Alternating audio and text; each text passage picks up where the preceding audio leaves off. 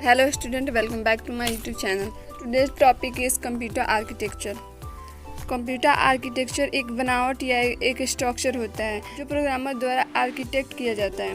Computer को according to generation, according to work and according to size many parts में divide किया गया। But starting to now computer architecture में कोई changes नहीं आया। कंप्यूटर आर्किटेक्चर में पहले भी input unit, memory, control unit and ALU, arithmetic logic unit और आउटपुट होता था और अभी भी वही वर्क होता है, वही प्रोसेस होता है। So let's define this units. First is input unit. Input units are the hardware parts of computer through which any data can be entered into the computer.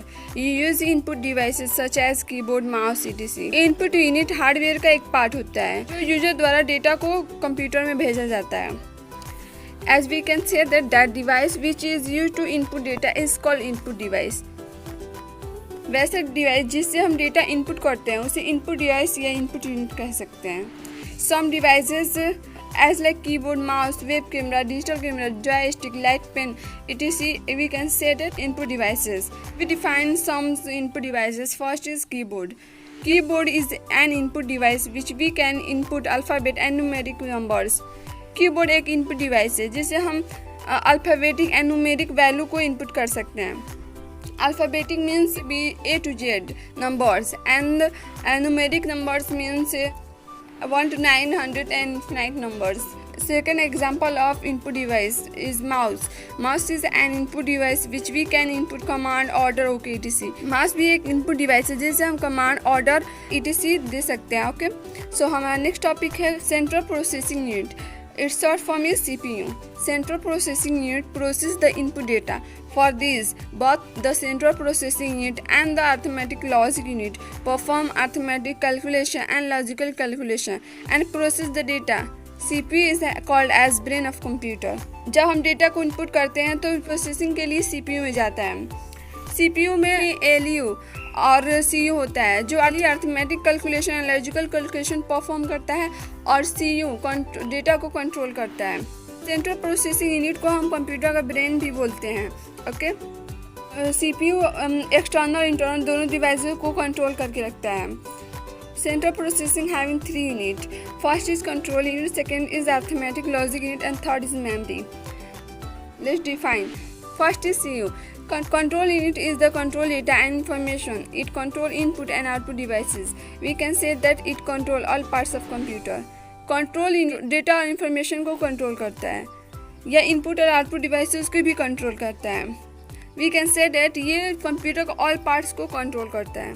Second is ALU. ALU stand for Arithmetic Logic Unit. Arithmetic Logic Unit performs arithmetic calculation and logical calculation such as addition, subtraction, multiply, division and less than, greater than, equal to, yes or no. ALU logical operations perform करता है as like and, not, or, XOR, get.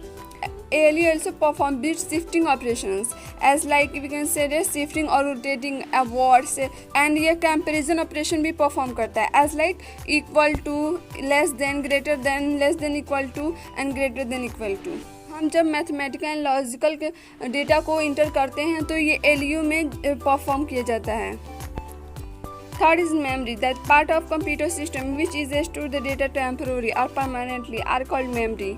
Computer system का वैसा part जिसमें data को temporary और permanently save करके रखा जाता है उसे मेमोरी बोलते हैं। There are 2 types of storage devices. First is primary storage and second is secondary storage.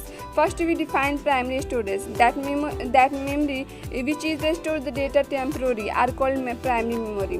वैसे मेमोरी जो हमारे डेटा को टेम्पररी स्टोर करके रखता है उसे प्राइमरी मेमोरी कहते हैं। प्राइमरी मेमोरी को मेन मेमोरी भी बोलते हैं। Non volatile in nature's. यह वोलेटाइल नेचर का होता है. It means that when power is of, जब हम पावर ऑफ करते हैं तो हमारा डाटा हमेशा के लिए डिलीट हो जाता है। Some parts of primary storage. First is RAM and second is ROM. Next topic is secondary storage. That part of memory which is store data permanently are called secondary storage memory. Memory का वैसा part जो हमारे data को permanently store करके रखता है उसे primary storage कहते हैं। Magnetic storage Hard disk drive, floppy disk, magnetic tape, CD, DVD, Blu-ray disc, all are the example of secondary storage. It store the data permanently है, ये हमारा डेटा को परमानेंट हमेशा कर सकती है. This unit send the processed result to the user. It mainly used to display the desired result to the user as per input instructions, as like monitor, printer and plotter. वैसा unit जो process हुए data का result user के पास send करता है उसे output unit बोलते हैं. That device which we can display the data is called as output device.